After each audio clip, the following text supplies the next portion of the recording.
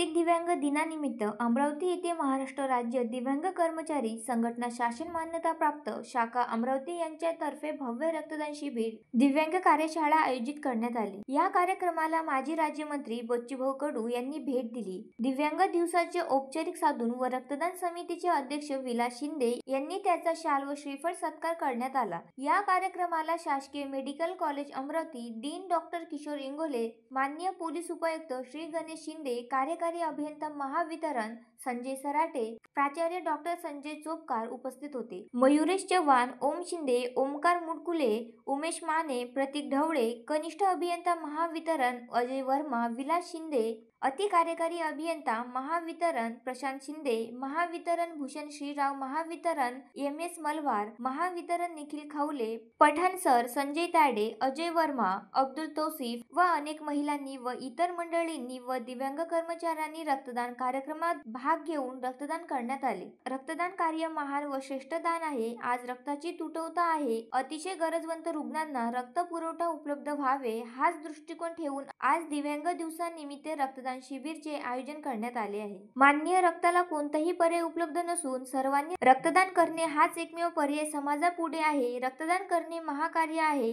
रक्तदान श्रेष्ठदान आहे। सर्वांचे शाल व श्रीफळ प्रमाणपत्र देऊन सत्कार करण्यात आला। Uttam Brahmanwade, the sting operation news, Amravati. The sting operation news, सत्याचे दुसरे नाव, अन्यायावर लेखणीचा घाव।